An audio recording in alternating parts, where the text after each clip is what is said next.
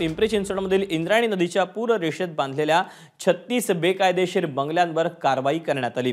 River villa प्रोजेक्टमध्ये एकूण 36 बंगले आहेत, त्यापैकी 29 रहिवासी न्यायालयात गेले होते। सर्वोच्च न्यायालयाने मात्र बंगले जमीनदोस्त करण्याचे आदेश दिले, त्यामुळे आता या प्रोजेक्टमधील 36 बंगले जमीनदोस्त करण्याची कारवाई सुरू झाली। सकाळी 8 वाजेपर्यंत 25% काम पूर्ण झालं, उर्वरित 75% काम आजच पूर्ण करण्याचं पालिकेचं उद्दिष्ट आहे।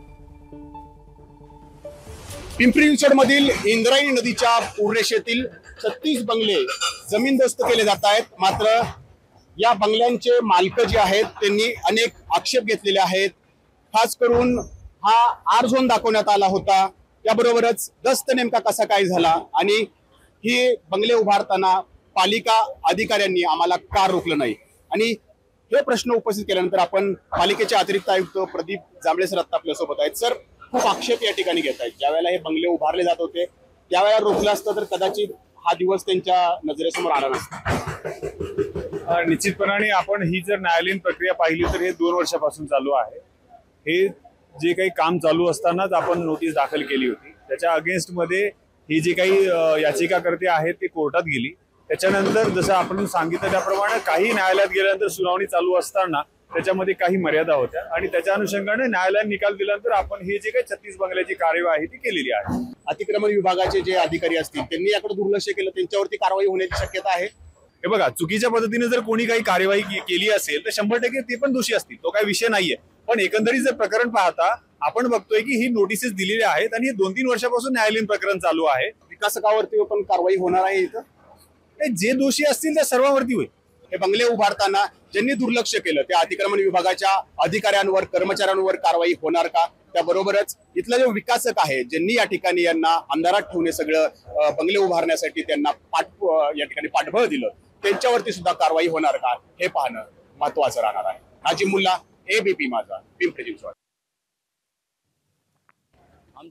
आम्हाला एकदम वाईट वाटतंय की आमच्या समोर आमचे घर पाडले जाते आणि करोडोचे आमचे जे घर होते बांधकाम केलेले काही लोकांचे अक्षरशः म्हणजे आज म्हणजे मिळवून टाकले त्या शासनाने आणि आम्हाला कुठल्याही प्रकारचा वेळ मिळालेला नाहीये। कालपासून पाऊस चालू आहे, सामान सुद्धा शिफ्टिंग करता येत नव्हतं इथे, अशी परिस्थिती आमच्यावरती आलेली। म्हणजे आम्ही इथे भारतातले रहिवासी, आम्ही बांगलादेशी आहेत असं यांनी आमच्यावरती कारवाई केलेली। बांगलादेशी जशी कारवाई करतात तशी। सर, माझ्या कुटुंबामध्ये माझ्या सकट माझ्या भाची असं टोटल आम्ही 14 जण राहतो सर। मी साधारण आहे ना सर 1,35 लाखाच्या आसपास मी खर्च केलेला आहे आणि सर ह्या 1 दिवसामध्ये जमीनदोस्त झालेला आहे। कर्ज किती काढले त्यासाठी? कर्ज सर मला 68,000चा हप्ता आहे, टोटल माझ्याकडे 47 लाख रुपयाचं कर्ज आहे सर। परंतु आता कर्ज हप्ते तर फेडायचे आहेत, मात्र घर नसणार आहे आता तुमचं? नाही सर, आम्ही काही इथंच राहू सर, आम्ही काही करू इथंच राहू सर, आम्ही कुठं जाऊ शकत नाही, कारण ह्याने आम्हाला रस्त्यावर आणलं तर आम्ही रस्त्यावर राहू सर। प्रशासनाने आमचं फसवणूक केलेली आहे। खरेदी खत केलं, पहिली गोष्ट ब्लू लाईन जर असती तर ते खरेदी खत झालंच नसतं। हे आर झोन म्हणून आम्हाला विकण्यात आलं, त्याच्यानंतर हे प्लॉटिंग प्रॉपर बनवण्यात आलं। आमच्याकडनं 20-20 लाख रुपये प्रति गुंठा घेण्यात आलं। ज्या वेळेला हा 6 महिने पहिले जेव्हा निकाल लागला कोर्टाचा, त्यावेळेला आपल्या सरकारने एक आश्वासन दिलं आम्हाला इथं पॉलिटिकलने की इथं तुमच्या घरांना काय होणार नाही। तेव्हा इलेक्शन पिरियड होता, निवडणुका होत्या, निवडणूक असल्यामुळे तेव्हा कारवाई थांबवली 6 महिने अगोदर, आणि आज इलेक्शन निवडणुका झाल्यानंतर ही कारवाई परत तुम्ही चालू करताय।